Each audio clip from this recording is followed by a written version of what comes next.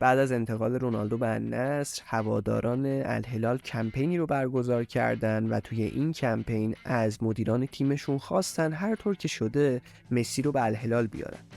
شاید این کمپین اون زمان مضحک به نظر می رسید، ولی با نزدیک شدن به آخرای فصل و تموم شدن قرارداد مسی با پاریس سن ژرمن، همچنین نشست‌های مختلفی که مدیران الهلال با ایجنت مسی داشته، این شایعه داره به واقعیت نزدیک میشه. توی این ویدیو قراره به بررسی جوانب مختلف این انتقال بپردازیم. روزنامه مارکا مدعی شد که سران دولت عربستان خوشبین هستند که لیونل مسی راهی الهلال میشه. در شرایطی که هنوز وضعیت لیونل مسی برای فصل بعد نامشخصه، روزنامه مارکا مدعی شده که مدیران ورزشی و سیاسی عربستان به جذب فوق ستاره آرژانتینی امیدوارند و گذر زمان هم روز به روز این امیدها رو به حضور کاپیتان آرژانتین در خاورمیانه افزایش داده.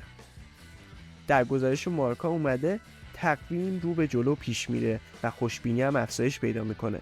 عربستانی‌ها متقاعد شدن که لیونل مسی قراره که در چند روز آینده و به محض پایان فصل در فرانسه بازیکن الهلال بشه.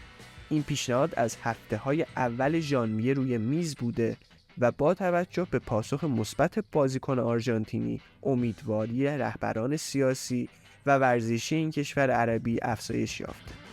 اونا هیچ تردیدی درباره حضور مسی در الهلال ندارن، همونطور که در مورد کریستیانو رونالدو و حضورش در النصر هیچ شکی نداشتن. دولت عربستان میخواست دوئل مسی رونالدو رو تکرار کنه و طبق اخباری که از ریاض منتشر شده این آرزو بسیار نزدیک به واقعیت به نظر میرسه. پیشنهادی که مسی دریافت میکنه بالاتر از پیشنهادیه که توسط فوق ستاره پرتغالی امضا شده و کمی بیشتر از 300 میلیون یوروه.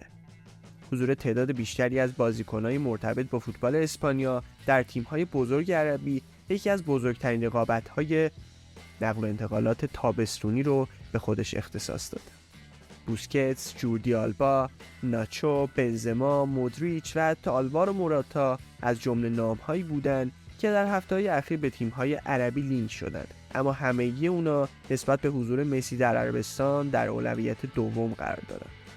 خوشبینی اعراب در تضاد با انتظار و وقفه‌ای که اطرافیان مسی میخوان در مورد آینده اون انجام بدن.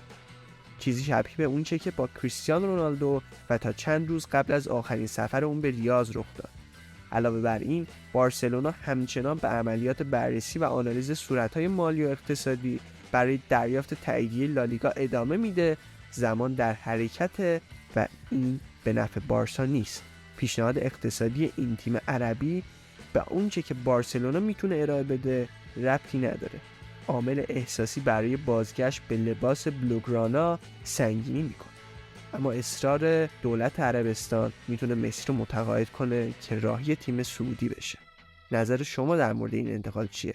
به نظرتون مسی بالاخره بازیکن الهلال میشه یا به خونه خودش بارسلونا برمیگرده؟